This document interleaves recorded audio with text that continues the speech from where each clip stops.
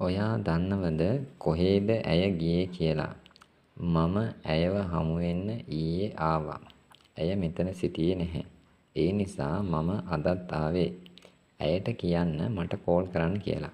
දැන් මේ වගේ ටිකක් දිගට ඉංග්‍රීසියෙන් දෙයක් ලියන්න ඉගෙන ගන්න එක තමයි අද මම කරන්න හදන්නේ. මම කියලා දෙන්න හදන්නේ මෙන්න මේ වගේ ටිකක් දිගට ඉංග්‍රීසියෙන් වාක්‍යයක් නැත්නම් ඡේදයක් ලියා ගන්න ආකාරය පිළිබඳව. දැන් මේකේ ඔයා දන්නවද කියන වචනේ අපි ඉස්සෙල්ලම ගමු. ඔයා දන්නවද කියන කොටස කොහොමද ලියන්නේ කියලා. ඔයා දන්නවා කියලා ඉංග්‍රීසියෙන් කියන්නේ you know. you know එයා දන්නවා. දන්නවද කියලා අහන්න නම් ඔයා do මුලට දාන්න ඕන. එහෙනම් do you know එයා දන්නවද? හැබැයි මේ වාක්‍යය මෙතනින් ඉවර වෙන්නේ තව කොටසක් මේකේ තියෙනවා. කොහෙද ඇය ගියේ කියලා. ඉතින් කොහෙද කියද්දී අපි පාවිච්චි කරනවා where කියන වචනය. right. එතකොට අපි මේකේ තියෙනවා තව වචනයක්. කොහෙද කියද්දී where දැම්ම ඇය. right. where ඇය කියද්දී she. right. මෙතන ගියේ කිව්වහම අපිට තේරෙනවා අතීත කාලය. go කියන්න බෑ went එන්න ඕන. where she went. right. ඒතර ඔතනින් ප්‍රශ්නේ ඉවරයි. මෙතන කියලා කොටසක් තියෙනවා. ඒක අපි ඉග්නෝර් කරනවා. ඒ කියන්නේ නොසලකා හරිනවා. ඒ සිංහල වලදී කියවෙන විදිය නිසා. right. ඒතර මේ සමස්ත තේරුම මේකෙන් එනවා. right. ඒතර මම කියලා දෙන්න හදන්නේ මේ සිංහල ඉංග්‍රීසි වලට ගලප ගන්න විදිය. do you know එයා දන්නවද where she went කොහෙද ගියේ කියලා. මම ඇයව හමු වෙන්නේ ඊයේ ආවා. ඒතර මම තමයි කතුරු. එහෙනම් අය ගත්ත මුලට.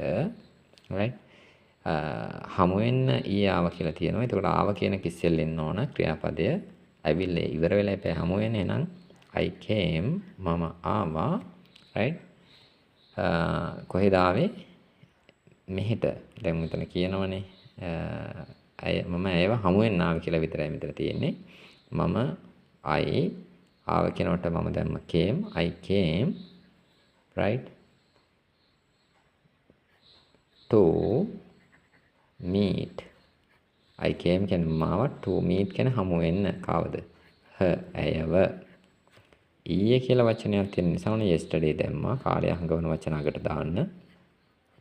right. ඊට පස්සේ මේකේ තව කොටසක් තියෙනවා. ඇය මෙතන සිටියේ නෑ. right. ඇය කියද්දී අපිට කියන්න පුළුවන් she කියලා. යමෙක් හිටිය කියන්නේ අපි was කියලා යොදනවා. සිටියේ නැත්නම් was not. එහෙම නැත්නම් wasn't. she wasn't. right. මෙතන හිටියේ නෑ කියලා නේ කියන්නේ. මෙතන කියද්දී අපි කියනවා here. she wasn't here. ඇය හිටියේ නෑ මෙතන. ඒ නිසා කියද්දී අපිට දාන්න පුළුවන් so that. ඒ නිසා. right. මම අදත් ආවා. ඉතින් මම කියනකොට I ආව කියනකොට came කියනවා. I came today. I came today කියන්නේ මම අද ආවා. ඊළඟට මේකේ කියනවා ඇයට කියන්න. ඒතර කියන්න කියලා ඉල්ලීමක් හෝ අනකිරීමක් කරන නිසා මුලට ක්‍රියාපදේ ගන්නවා. tell her කිව්වොත් ඇයට කියන්න. right. tell her ඇයට කියන්න මට කෝල් කරන්න කියලා. යමක් කරන්න කියලා කියනවා නම් to දාන්න. මොකද්ද කරන්න කියන දේ call. and tell her to call. ඇයට කියන්න කතා කරන්න කියලා. කාටද? me මට. right. tell her ඇයට කියන්න to call me. මට කතා කරන්න කියලා. ඉතින් බලන්න ඔයාලට මේ ඡේදයේ සමස්ත ඡේදෙම ලියවෙන විදිය මම කියලා දුන්නා.